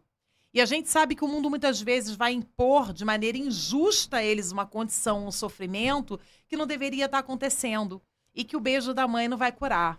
Que o curativo não vai fazer parar de doer. E aí quem sangra ali, né, e sente uma dor ímpar abraçando aquelas criaturinhas, porque pra gente os filhos não crescem, são essas mães. Então sempre penso nas minhas relações com as pessoas, que por trás de cada um ali tem uma família, tem muitas vezes, inúmeras vezes, uma mãe. Uma mãe que acredita, uma mãe que reza, uma mãe que torce, uma mãe que distribui o cartãozinho ali do filho, que faz aquela propaganda que só as mães sabem fazer, do quanto os filhos são especiais, são íntegros, são determinados. E existe uma mãe com os olhinhos brilhando de orgulho. Toda vez que eles chegam com uma solução, toda vez que eles chegam com uma nova conquista, né? Porque falamos aqui tanto da minha trajetória, mas eu posso dizer para vocês aqui ao final, eu trocaria todos os meus sucessos, todas as minhas conquistas, tudo que eu alcancei na minha vida pelo sucesso, pelas conquistas, pela realização dos sonhos dos meus filhos. Se hoje a Bianca, né, ser humano, desprendida aí da profissional, ainda pudesse revelar um sonho, eu digo para vocês com muita tranquilidade. O meu sonho é ver o sonho dos meus filhos realizado. Tento ser exemplo, que eu acho que é o que a gente pode dar de melhor para pessoas que a gente quer bem, mas a gente fica sempre numa oração ferrenha para que o mundo seja generoso com eles. Para que esse mundo aí de tantos desafios, tantas injustiças, não machuque essas pessoas que a gente botou no mundo com tanta pureza, que a gente ensinou tantas coisas boas e que talvez tenha mentido para proteger quando falamos que a vida é bacana e que vai dar tudo certo e que eles vão vencer e que vai ser fácil. Talvez a gente tenha dito isso num primeiro momento para que eles não desistissem muito precocemente, mas para as mães o desafio é muito grande. É muito difícil, aí sim eu acho desafiador, não em termos temporais, mas é muito difícil a gente trabalhar, a gente buscar o nosso sucesso, a gente construir a nossa trajetória, pensando, à luz de tudo que acontece no nosso dia a dia, que a gente nem sempre coordena, o quanto a vida pode estar impondo aos nossos filhos, naquele mesmo momento, desafios similares. E aí fica aquele pensamento, eu vou saber resolver minha questão aqui, eu vou fazer o meu melhor aqui, mas será que meu filho está preparado e está sabendo lidar com isso de igual maneira? Será que eu não deveria estar ali fortalecendo ele naquele instante em que eu estou me dedicando aos filhos de outras pessoas e os meus estão sofrendo? Será que eu não deveria mudar meu foco e abraçar meus filhos? Mas acho que ao fim e ao cabo, e essa também é uma mensagem para todas as mães, quando a gente semeia o bem floresce, né? Eu digo que nenhuma fruta cai muito longe da árvore, cai longe do pé. Então, se você é uma boa mãe, se você é uma mulher que tem filhos e que enfrenta todos esses desafios, lidar com a carreira, lidar com o tempo, com as pressões do mundo e, claro, né, com o desafio que é ver o seu filho feliz, acredite que o seu exemplo diário, a sua palavra, o seu abraço, ainda que não no tempo que você gostaria de poder fazer isso, será suficiente, porque o colo da mãe está sempre lá para o filho. Ele é realmente um santo remédio, quando não dá mais para botar ali o curativo e sangrar e parar aquele sangramento que o mundo gerou naquela ferida. Isso é suficiente. E eu tento todos os dias lembrar disso. Eu não posso falar com esse aluno de qualquer maneira, eu não posso responder esse aluno de maneira indelicada. Eu recebo, muitas vezes, alunos chorando, por razões diversas mesmo, ali sensibilizados, porque esse filho entrar chorando na casa dele é fazer, muitas vezes, uma mãe chorar abraçada com ele, porque não pode fazer nada por ele ali, e quem podia, talvez, não fez o seu melhor, não se esforçou para tentar fazer aquela dor cessar, para aquele problema ser um pouquinho menor. E é bom demais quando a gente consegue fazer isso. E isso acontece muito em formatura. As mães vêm falar com a gente. É muito comum as mães cumprimentarem o diretor, o coordenador da instituição e revelarem que a gente fez diferença na vida daquele filho, daquela filha. Obrigada por ter ajudado meu filho em determinado momento. Muito obrigada por ter ajudado a minha família, por ter compreendido aquele desafio. A gente nunca vai esquecer o que você fez. E aí é o abraço do encontro, de quem sabe exatamente o que está sendo dito, né, de mãe para mãe ali. Isso é bom demais. E eu posso garantir a vocês que certamente as mães de vocês têm muito orgulho do que vocês estão fazendo aqui nesse dia. Todo esse serviço tão bacana, esse produto tão diferente que está sendo ofertado e que nesse momento está fazendo um carinho tão grande no coração de outras mães. Vocês construíram pontes lindas e, como mãe, eu digo a vocês, eu teria muito orgulho em ter filhos como vocês e eu imagino quanto essas mães aplaudem tudo que vocês são. Eu aplaudiria da primeira fila, de pé, e tomara que os meus ainda muito pequenos brilhem tanto, sejam profissionais e seres humanos tão maravilhosos, tão especiais quanto vocês são, Matheus e Léo. Muito obrigado. Uma resposta dessa fica difícil até responder de volta. Gente faz, desculpa te cortar, é porque a gente aqui sempre faz um pouco as pessoas quase chorarem. E aí, nesse momento, eu acho que nós dois estamos quase chorando. Eu também, mas eu faço bem. Mas segue. Não, é justamente isso. Acreditar. A gente veio conversando antes do programa começar, que justamente acreditar que era possível é o primeiro passo. E há menos de um ano nós entrávamos pela primeira vez na Emerge sem acreditar, ainda maravilhados com a grandeza daquele lugar. E menos de um ano depois estamos aqui agora com a senhora recebendo esse tipo de elogio que não esperávamos receber. Comentamos isso também, a gente não enxerga a grandeza disso aqui. E acho que isso também, e eu falei isso com o Léo no caminho, isso faz com que a gente mantenha os pés no chão e se dedique cada vez mais para que isso continue acontecendo, esse impacto social na vida das pessoas, dos alunos principalmente, porque nós, de fato, estamos sendo pontes para os alunos, aos desembargadores, aos professores, a Bianca, por exemplo, sim, que acham que é muito difícil. Então, o Léo até comentou comigo há um tempo atrás que foi Deus que sussurrou no meu ouvido quando eu estava no tribunal. Não foi ele que parou. Que isso era uma intervenção divina, porque não era... Foi quase um automático que não foi. Não é possível que foi só ele, entende? Que no meio de um evento no tribunal, com muitas pessoas querendo um contato também com a senhora, você parou 5 minutos e ouviu a minha proposta. E isso gerou o dia de hoje. Então, acho que tudo que você disse, todas as suas respostas nesse nosso bate-papo, que de fato não é uma entrevista, é um bate-papo, uma conversa, uma troca de conhecimento, muito mais de quem tá aí para quem tá aqui, né? Eu agradeço muito mesmo a sua atenção que tem nos dado e tem dado cada vez mais. Fica também falo isso sempre, que é um convite para uma próxima. A sua carreira, com certeza, existem outros passos a serem dados e queremos a presença aqui. Cada novo passo é retorno. A cada novo passo um retorno, a cada novo degrau, como bem disse o Dr. André Fontes. Então, fica o meu agradecimento em nome do Matheus, em nome do programa, em nome das pessoas que estão assistindo. Foi um passo muito grande e transformador na nossa vida e nossa carreira ter a presença da diretora de ensino da Emerge em tão pouco tempo com a gente. Essa parceria com a gente engrandece muito a nossa pessoa, a nossa profissão, a nossa carreira. Então, da parte do Matheus fica esse agradecimento. Parabenizo sua trajetória. Com certeza dá muito orgulho para as pessoas que se esforçaram para que você chegasse aonde está. Para os seus filhos, com certeza, falar que sou filho da Bianca gera muito orgulho. Então, o que eu tenho para dizer é isso. Fica um convite. Passo a palavra ao Léo, porque acredito que ele também tem muito tenho aqui. Bastante coisa a dizer, mas antes me surgiu uma última pergunta. Eu acho que para matar a minha curiosidade, porque, como você bem sabe, nosso objetivo é humanizar as coisas, humanizar o direito.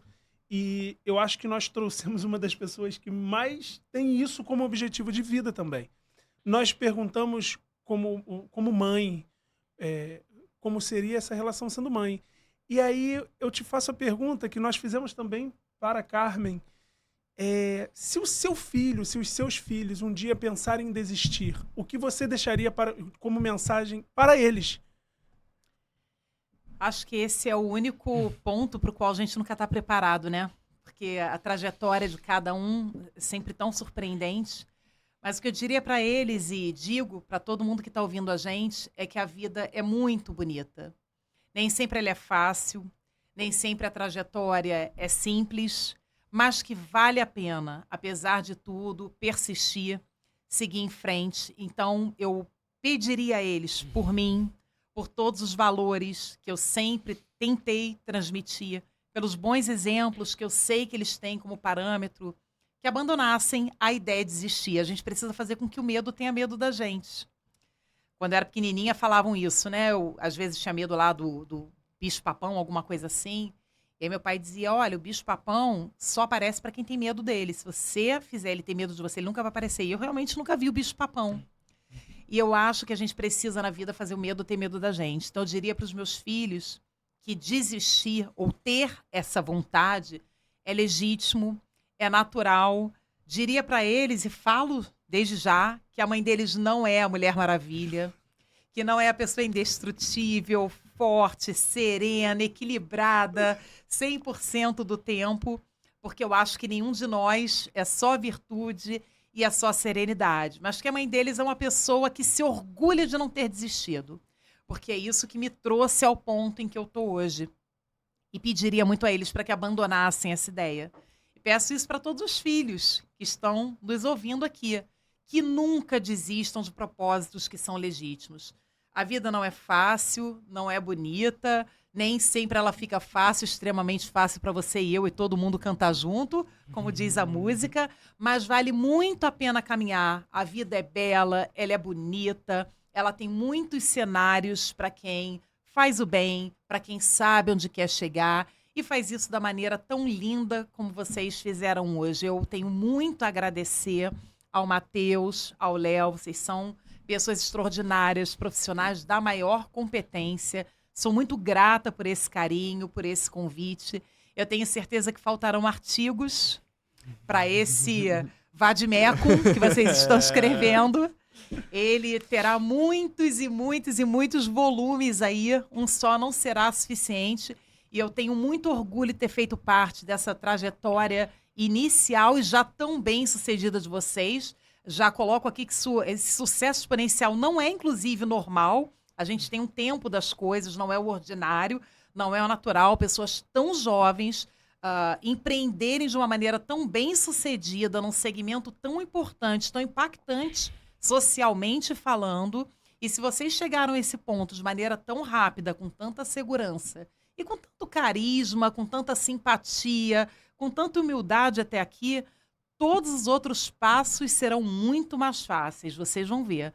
É uma trajetória linda, vocês estão de parabéns. Eu quero ter a honra de aplaudir cada episódio que vai acontecer aqui, sempre dizendo para as pessoas, olha, um dia eu já estive lá, eu conheço eles, hein? Eu vou botar no meu currículo Lattes. Eu conheço o Léo, eu conheço o Matheus. Vocês estão de parabéns, que vocês brilhem cada vez mais e certamente o mundo jurídico e a sociedade ganha um grande apoio, um grande incentivo para caminhar. Vocês são transformadores sociais muito impactantes. Então, de parabéns. Eu tenho certeza que a estrelinha de cada um vai brilhar cada vez mais nesse céu lindo que está aí desenhado para vocês. Amém. Que assim seja. Será. O meu recado final, o Matheus deixou o dele, o meu eu acho que eu vou deixar até de forma mais calma, porque senão eu vou começar a chorar. Mas é agradecer a senhora pela participação, principalmente por apostar nesse projeto, por observar que nós dois jovens, temos essa luta de transformar o direito, mesmo que seja um pouco, torná-lo mais humano, ajudar pessoas que estão ali do outro lado da tela e que às vezes pensam em desistir. E a gente está aqui como essa vanguarda de, olha, observa essa pessoa aqui, essa pessoa que chegou e dá para chegar. Nós aqui fazemos perguntas e cada pergunta parece que é uma loteria de respostas. Sabe? Tivemos, por exemplo, o desembargador Eduardo Klausner, que esteve aqui e eu perguntei a ele sobre desistir e a resposta imediata foi: desistir de quê? Eu nunca desisti de nada. E eu fiquei daqui pensando, mas foi tão rápido, foi tão genuíno, que realmente desistia do quê? Então, eu acho extraordinário ter a oportunidade de conversar com pessoas que chegaram tão longe e sentam aqui do outro lado da mesa, junto comigo, junto com o Matheus, e são tão humanos e se colocam numa posição não de ensinar, não de se mostrar, mas sim de abrir o peito e falar, olha, eu cheguei e dá para chegar. Então eu te agradeço tanto por essa aposta no nosso projeto, por ter escutado o Matheus com o coração aberto demais e permaneço, como o Matheus aqui disse. Eu acho que não foi só o Matheus que foi lá te fazer a pergunta. Eu acho que tem uma intervenção divina para que o Matheus fizesse aquilo com, sabe, tamanha certeza, tamanha vontade, porque a vontade no nosso olhar, ela é a vontade que reflete para as pessoas. As pessoas observam a nossa garra e a vontade no nosso olhar de fazer com que isso daqui não seja só o artigo 10, seja o artigo 100 e o 1000. O nosso principal sonho é fazer o artigo 1000. E poder ter entrevistado 1000 pessoas e contado 1000 histórias. Que não é um projeto para só, sabe, ganhar o mundo, é um projeto para ganhar pessoas também. Para que uma pessoa chegue pra gente e fale assim, eu não desisti. E vocês têm participação nisso. Eu sei que eu já estou me alongando muito, mas só contando mais uma parte, eu um dia desses cheguei na academia e um amigo, quando me viu, fez, olha, puxou o telefone, ele estava assistindo o programa. E foi a primeira vez que eu senti assim, caramba, esse cara, que é um cara que ama academia, que ama musculação, que tá ali focado, ele tá focado, mas ele tá me ouvindo e ouvindo o Matheus e ouvindo o convidado para que, de alguma forma, também mude de vida, sabe? Também dê o próximo passo. Então, é um agradecimento à senhora, é um agradecimento a todas as pessoas que nos assistem, a todos os convidados que tiraram um pouquinho do tempo para estar aqui e contar a história. Então é isso, muito obrigado. E é esse o recado que eu deixo para a senhora, e é isso. Muito obrigada, foi uma honra mais uma vez. O acaso não existe, as pessoas nunca se encontram por acaso. Então vocês fazem parte da minha vida, fazem parte da Escola de Magistratura para sempre. Estaremos sempre torcendo muito por vocês, por todas as vitórias que ainda virão. Vocês são merecedores de tudo que vocês estão colhendo. Há muito mais a acontecer, tenho certeza disso. E contem comigo sempre para o que vocês precisarem, para o que eu puder aqui dentro da minha atuação fazer, porque é uma honra caminhar ao lado de pessoas tão boas. Essa tarde vai ficar para sempre gravada na minha vida, na minha história e também na história da Escola de Magistratura do Estado do Rio de Janeiro. Muito obrigada a vocês por tudo. Amém. Amém. Obrigado, muito obrigado mesmo. Não menos importante, até pelo nosso enaltecido impacto social aqui, eu me sinto na obrigação também, em nome do nosso programa, de deixar um aviso que eu deixei até no meu Instagram antes, que é, enquanto a gente está fazendo esse episódio, pessoas estão passando por dificuldade. O pessoal do Sul está passando por alguns perdendo a vida, infelizmente, perdendo seus bens que conquistaram durante a vida toda. E como nossa função é ajudar com o nosso impacto aqui do programa, eu venho deixar o recado de que as seções e subseções da OAB estão de portas abertas para receber as doações. De você que não tem condição de doar com um valor financeiro, você tem uma roupa em casa, velha ou nova, e queira doar ração para o pet, alimentos não perecíveis. Então, que você saiba que a OAB do Brasil inteiro, não só do Rio de Janeiro, como da nossa subseção, que é a Nova Iguaçu, todas as portas estão abertas para receber essas doações e encaminhar para as pessoas que estão precisando. Fica o aviso aqui. Espero que eu perco até a palavra, que é um momento tão difícil e único, de uma maneira tão trágica que está acontecendo. E se puder ajudar um, já está ajudando muito. Já tá ajudando muito. Então, acredito que nosso país é muito unido em relação a isso, cada um fazendo sua parte, a gente consegue superar isso. Fica o meu aviso final, acho que não poderia deixar de falar sobre isso, nesse momento que a gente está passando. Mais uma vez, um agradecimento, doutora Bianca. Uma honra e enalteceu muito tudo que a gente pensa, nosso projeto, nossas vidas, eu como pessoa e Léo como pessoa. E é isso, agradeço também ao pessoal pela presença mais uma vez, nossos espectadores fiéis, estão sempre comentando, compartilhando. E é isso, fica o convite também para a próxima. Até a próxima. Até a próxima, até o próximo programa. E é isso, muito obrigado, valeu. Obrigado, pessoal.